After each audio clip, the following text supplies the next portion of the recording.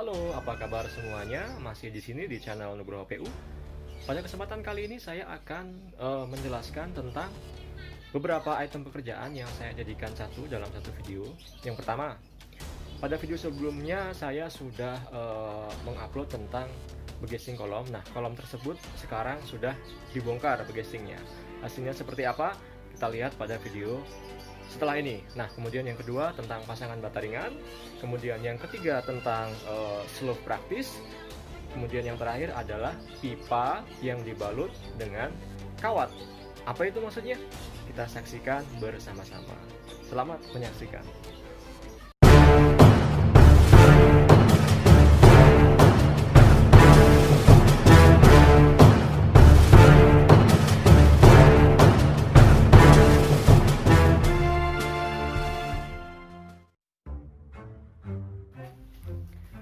Ini dia, dua kolom beton bertulang yang baru saja kami bongkar begestingnya. Sudah terlihat gagah ya? Bagi yang belum tahu, kolom itu adalah tiang-tiang di depan itu ya. Dua kolom ini letaknya ada di teras samping ya, yang nanti di atasnya akan ada balkon. Material betonnya kita aduk secara manual atau biasa kita sebut dengan side mix. Seperti yang sedang dilakukan oleh tim saya di depan ini. Pasangan bata ringan juga sudah mulai naik ya. Ayolah, kita dekatin kolom ini.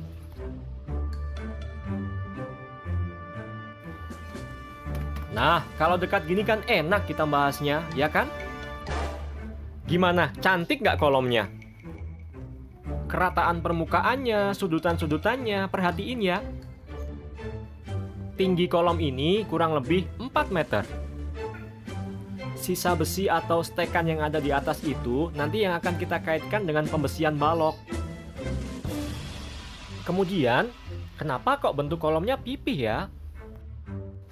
Tentu tujuannya untuk menyamakan ukuran dengan dinding ya, biar tidak memakan ruang di dalamnya. Hayolah, kita ukur dimensi kolom ini.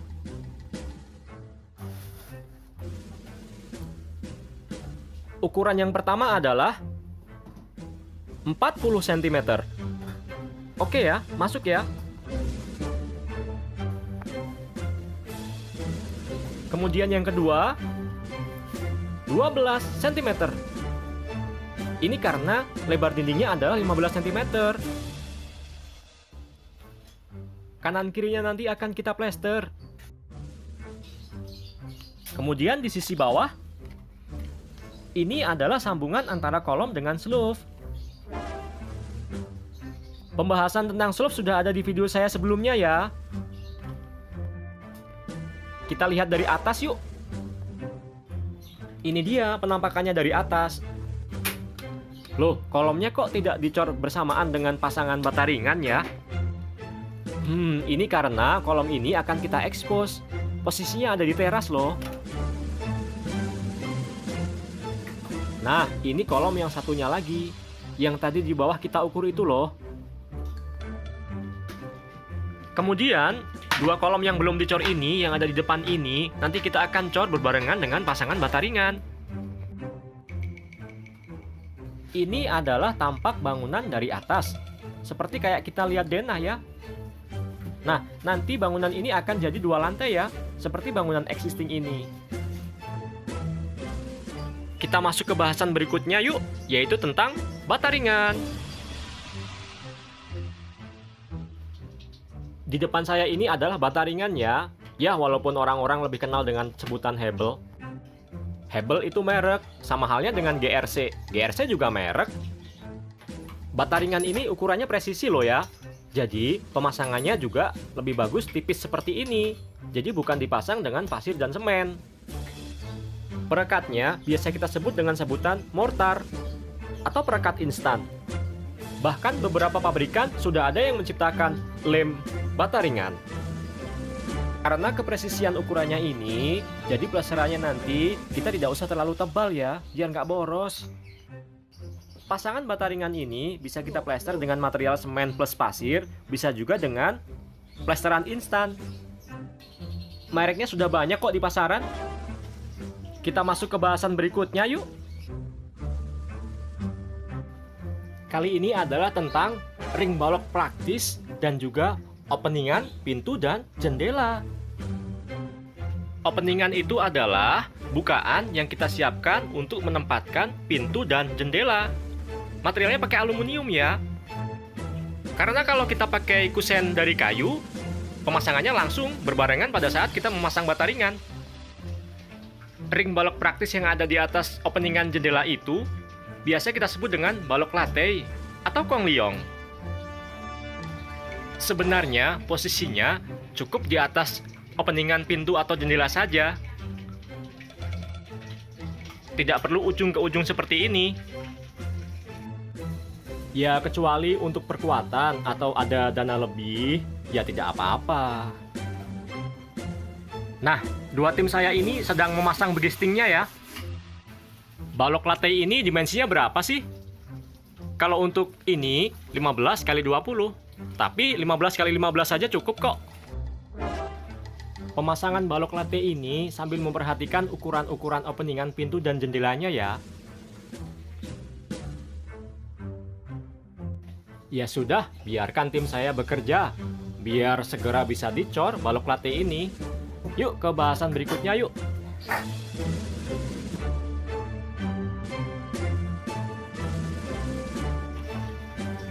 Begising yang tadi sudah selesai. Sekarang adalah proses pengecorannya. Seperti biasa, kalau pekerjaan sudah ada di atas seperti ini, minimal harus ada 2 orang ya. Satu di atas dan satu di bawah. Campuran betonnya, kepadatan di dalam begistingnya, diperhatikan ya. Kalau di proyek-proyek besar, untuk konstruksi-konstruksi besar dengan beton ready mix, itu kita pakai vibrator. Namun, jika proyek kecil seperti ini cukup dengan ditusuk-tusuk seperti ini. Bisa menggunakan dengan besi ataupun dengan cetok. Penyusunan tempat kerja, penyusunan tim kerja harus dimanajemen dengan baik ya, agar pekerjaan bisa berlangsung dengan baik pula. Ke bahasan yang terakhir yuk.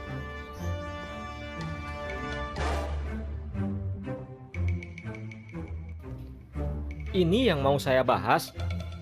Hehehe, ada yang tahu nggak saya mau bahas apa kali ini? Itu dia, pipa saluran pembuangan air kotor. Kalau yang di depan ini untuk saluran air dari talang ya. Ukurannya 3 inch.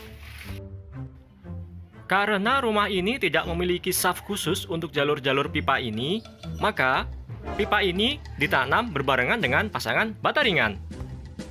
Saluran pipa ini akan ditanam menjulang dari atas sampai ke bawah dan dibuang ke saluran got. Nih, tim saya sedang setting untuk positioning pipa ini. Tidak ditanam di dalam kolom loh ya, tapi di dinding. Jadi tidak merusak struktur.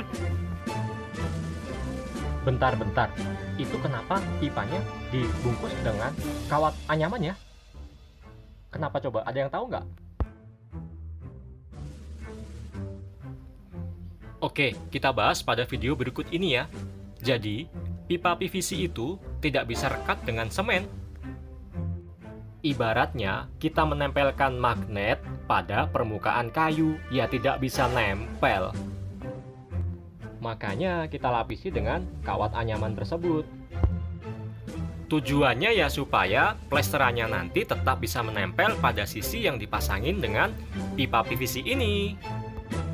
Oke, cukup jelas ya. Sekarang kita menuju ke fungsi dari dua pipa yang ada di depan kita ini.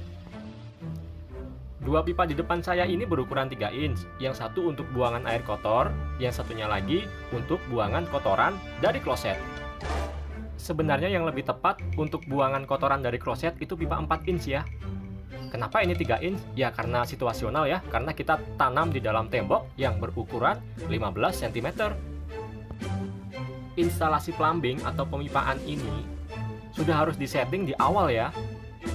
Pada saat pekerjaan fondasi sudah harus dipikirkan. Untuk pipa buangan air kotor, juga untuk pipa air bersih. Saya pikir cukup ya untuk penjelasan kali ini. Ditunggu video-video berikutnya. Doakan proyek kami berjalan dengan lancar.